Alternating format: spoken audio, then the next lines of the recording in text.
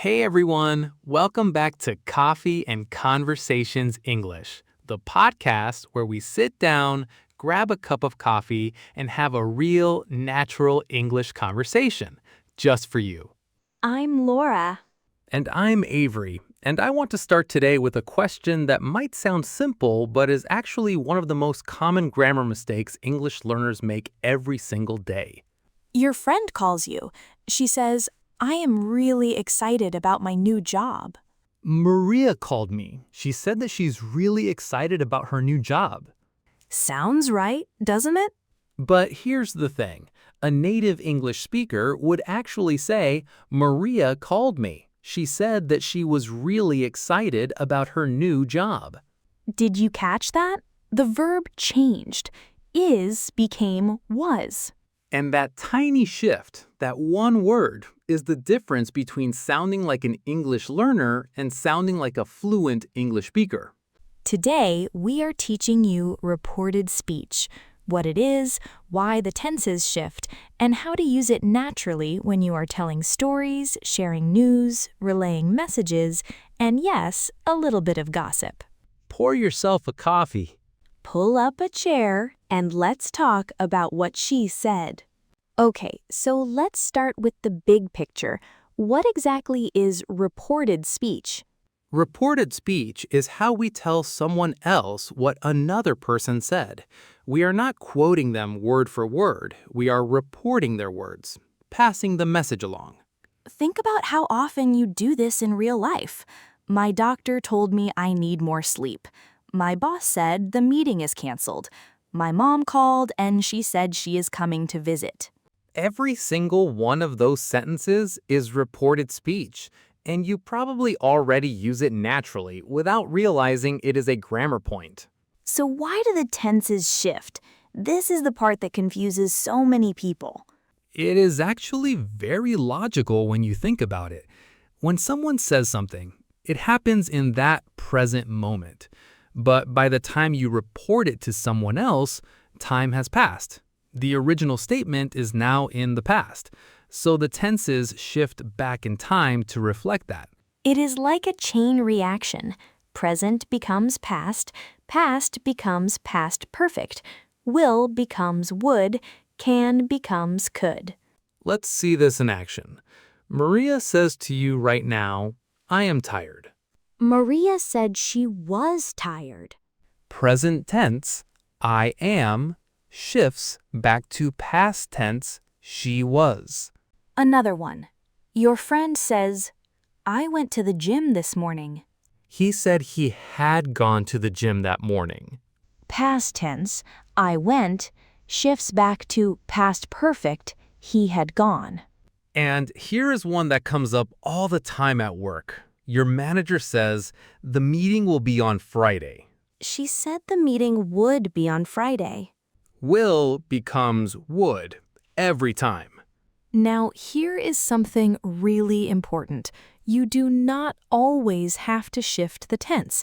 If the information is still true right now, many English speakers keep the original tense. For example, your friend says, I live in Chicago. You report it 5 minutes later. She said she lives in Chicago. That is completely natural because the fact is still true right now. But if you are reporting it weeks later or the context makes it clear things might have changed, she said she lived in Chicago. Both are used. Both are understood. The shift is most important and most noticed in storytelling, at work, and when you are relaying important information where precision matters. Let's recap our tense shifts. Present, I am tired, becomes past. She was tired. Past, I went to the gym, becomes past perfect. He had gone to the gym. Will, the meeting will be on Friday, becomes would. She said the meeting would be on Friday. Can, I can help you, becomes could. He said he could help me. Okay, now let's put this into real conversations, because this is where reported speech really comes alive. And we're going to start with everyone's favorite topic. Gossip. We are going to start with gossip. Now, we are not encouraging gossip as a lifestyle, but gossiping is actually one of the most natural ways humans use reported speech, and it is a great way to practice. So let me set the scene. Laura and I are having coffee, and I have some news. Okay, what happened? So you know our colleague Daniel? He came to me yesterday completely stressed out. He said he was thinking about quitting his job. What? He said he was thinking about quitting? Yes, he said he had been feeling really undervalued for months, and he said he had already started looking at other opportunities. Wow, did he say what he was going to do? He said he would make a decision by the end of the month, and he told me he had spoken to his manager about it, but nothing had changed. Let's pause right there, because that short gossip exchange was absolutely full of reported speech. Did you catch all of it? He said he was thinking about quitting. The original statement, "I am thinking about quitting," shifted to "he was thinking." He said he had been feeling really undervalued. The original, "I have been feeling undervalued," shifted to "he had been feeling." He said he had already started looking at other opportunities. The original, "I have already started," shifted to "he had already started." He said he would make a decision by the end of the month. The original, "I will make a decision," shifted to "he would make a decision." He told me he had spoken to his manager. The original, "I have spoken to my manager," shifted to "he had spoken." Every single tense shifted back by one step. That is reported speech in action. Natural, flowing, built right into a real conversation. Now let's look at reported speech at work, because this is where getting it right really matters professionally. You have a meeting with your manager. She gives you instructions. You need to relay those instructions to a colleague who missed the meeting. The manager said in the meeting, everyone needs to submit their reports by Thursday. You tell your colleague, she said that everyone needed to submit their reports by Thursday. Needs becomes needed. The manager also said, we will review the budget next week. You tell your colleague, she said they would review the budget the following week. Will becomes would. And notice, next week became the following week. Time expressions shift too. Next week becomes the following week. Tomorrow becomes the next day. Yesterday becomes the day before. That is such a great point. Let's go through the time expression shifts quickly.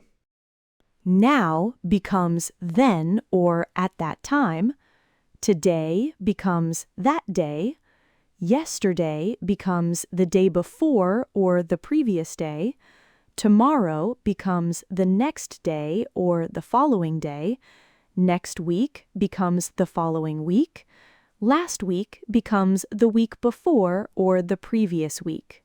These shifts make your reported speech sound completely natural and fluent, and native speakers do them automatically without even thinking about it. Now let's look at reported questions, because questions in reported speech work a little differently. When you report a yes or no question, you use if or whether. The doctor asked, "Do you have any allergies?" You report it, "The doctor asked if I had any allergies." When you report a question that starts with a question word, you keep the question word. Your landlord asked, "When can you move in?" You report it, "My landlord asked when I could move in." Notice something really important about reported questions. The word order changes. It is no longer question order, it becomes statement order. When I could move in, not when could I move in. That word order shift is one of the most common reported speech mistakes, and knowing it gives you a real advantage. Let's recap our reported speech patterns from this scene. Gossip and storytelling. Shift tenses back one step and let the story flow naturally. Work situations shift tenses precisely and shift time expressions too. Reported questions use if or whether for yes or no questions. Keep the question word for other questions, and always use statement word order, not question word order. Okay, now let's build your reported speech phrase bank. Because beyond the grammar structure, there are certain reporting verbs and phrases that come up again and again in natural English, and knowing them will make your reported speech sound incredibly fluent. Right, because you do not always just say, she said. English has a rich vocabulary of reporting verbs that each carry a slightly different meaning. Let's go through the most useful ones. She said she was tired. Told. Very similar to said, but always followed by a person. You say, she said that, but she told me that. She told him. She told us. Always needs a person after it. Mentioned. He mentioned he might be late. It suggests the information came up briefly rather than being a main point of the conversation. Asked. For questions and requests. She asked if I was okay. He asked me to call him back. Explained. Used when someone gave you information in detail. The doctor explained that I would need to rest for a week. Warned. When someone told you about a potential danger or problem. My landlord warned me that the pipes were old. Promised. When someone committed to doing something. She promised she would send the documents by Friday. Suggested. When someone gave you an idea or recommendation. He suggested that I try a different approach. Admitted. When someone confessed to something. She admitted that she had forgotten about the meeting. Complained. When someone expressed dissatisfaction. He complained that the noise was keeping him awake. Now let's look at how these reporting verbs work in natural sentences, because each one changes the tone and meaning of what you are reporting. She said she was not happy with the results. She complained that she was not happy with the results. Same information, but the second one tells us how she said it, with irritation, with dissatisfaction. He said he would help me. He promised he would help me. Again, same information, but promised tells us there was a commitment, a guarantee, not just a casual statement. And here is a set of phrases that are incredibly useful for real-life reported speech situations. When someone is asking you to pass a message, could you tell her that I called? Or can you let him know that the meeting has been moved? I think she said it was on Thursday, but I am not 100% sure. Or, if I remember correctly, he said he would be here by noon. When you want to soften reported bad news, she mentioned that she had some concerns about the project, rather than she said the project was a disaster. Those softening phrases are really important in professional English. You are reporting accurately, but choosing language that keeps relationships warm. And here is one final phrase that is so natural and so commonly used in everyday English. Apparently. Apparently is the single most useful word for casual reported speech. It means this is what I heard without you having to explain the whole reported speech structure. Apparently, the restaurant is fully booked tonight. Apparently, he got the promotion. Apparently, they are moving to Seattle. Native speakers use apparently constantly. It signals reported information in one word, and it sounds completely natural in any casual conversation. Let's recap our reporting verbs and key phrases. Said, told, mentioned, asked, explained, warned, promised, suggested, admitted, complained. Could you tell her that I called? I think she said it was on Thursday, but I am not sure. If I remember correctly, he said he would be here by noon. Apparently, the meeting has been moved. Okay, let's bring everything together. Today, we covered English reported speech in 3 parts. Part 1. What reported speech is and why tenses shift. When you report what someone said, time has passed, so the tenses shift back. Present becomes past becomes past perfect, will becomes would, can becomes could. Part 2.